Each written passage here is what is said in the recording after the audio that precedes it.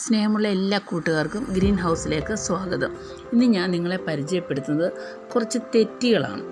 അതായത് ഞാൻ വീടിൻ്റെ ഫ്രണ്ടിലായിട്ട് ഇറങ്ങി വരുന്ന ഭാഗത്ത് ഞാൻ മഞ്ഞത്തെറ്റിയാണ് വെച്ചിരിക്കുന്നത്.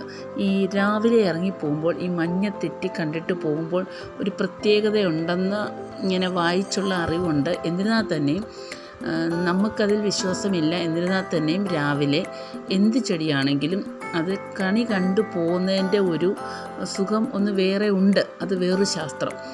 പിന്നെ അതുകൊണ്ട് ഞാൻ ഈ തെറ്റി ഐറ്റംസ് ഒക്കെ വീടിൻ്റെ ഇറങ്ങുന്ന ഭാഗത്തായിട്ട്, അതായത് ഗേറ്റ് കടന്നു പോകുന്ന ഭാഗത്തായിട്ട് വെച്ചിട്ടുണ്ട്.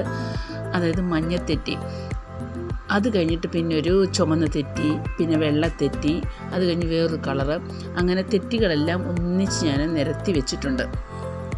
കാരണം തെറ്റി കണ്ടിട്ട് പോയി കഴിഞ്ഞാൽ നമ്മുടെ കാര്യങ്ങളൊക്കെ സാധിക്കുമെന്നൊക്കെ ഈ വായിച്ചും മുത്തശ്ശിമാർ പറഞ്ഞുള്ള അറിയുകയുള്ളൂ.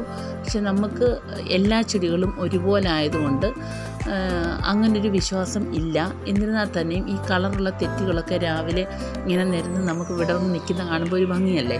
അതുപോലെ തന്നെ ഈ തെറ്റിയിൽ വലിയ അറിയില്ല, എന്നാലും മുഞ്ഞ പോലുള്ള ചെറിയ ചെറിയ വെള്ളപ്പൊടി പോലുള്ള വന്ന് തെറ്റിയുടെ പൂക്കൾ കവർ ചെയ്ത് അതിൻ്റെ പൂക്കളൊക്കെ തിന്ന് നശിപ്പിച്ച് കഴിഞ്ഞാൽ പിന്നെ അത് കഴിഞ്ഞ് നമുക്ക് തെറ്റി കിട്ടാറില്ല. അത് പിടിച്ച് കിട്ടിയാൽ ഓക്കെയാണ്. ഒരുപാട് വെള്ളം ഒന്നും അതിന് പാടില്ല. നമുക്ക് ഈ ചാണകപ്പൊടി മാത്രം മതി അതിന് വളം. അതുപോലെ തന്നെ ഈ മുഞ്ഞയ്ക്കുള്ള സ്പ്രേ, നമുക്ക് നീം സ്പ്രേ എല്ലാ ചെടികൾക്കും അടിച്ചു കൊടുക്കുന്ന പോലെ 15 ദിവസം കൂടുമ്പോഴും 1 മാസം കൂടുമ്പോഴും അതിന് അടിച്ചു കൊടുക്കുക. അപ്പം നല്ല പൂക്കൾ ഉണ്ടാകും. കഴിഞ്ഞ പ്രാവശ്യത്തിനേക്കാളും കൂടുതൽ പൂക്കളുണ്ടായി. അപ്പം ചെറിയ ചട്ടിയിലായിരുന്നു ഈ തെറ്റികളൊക്കെ നിന്നിരുന്നത്. അപ്പം ഞാനതൊരു വലിയ പോട്ടിനകത്താക്കി അതിനെ കട്ട് ചെയ്ത് നിർത്തിയപ്പോൾ അതിൽ നല്ല ഫ്ലവേഴ്സൊക്കെ വന്നു തുടങ്ങി.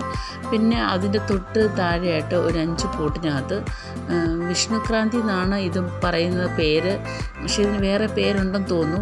ചിലർ പറഞ്ഞു ഭൂമിയിലിങ്ങനെ പതിഞ്ഞ് കിളിക്കുന്നതാണ് വിഷ്ണുക്രാന്തി എന്ന്.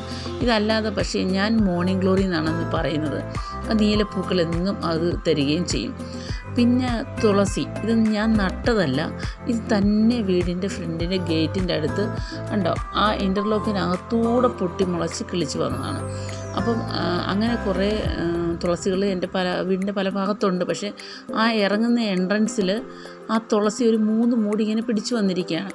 പിന്നെ അറിയാമല്ലോ ചില ചെടികൾക്കൊക്കെ പോസിറ്റീവ് വൈബ് ഉണ്ടെന്നുള്ള കാര്യം.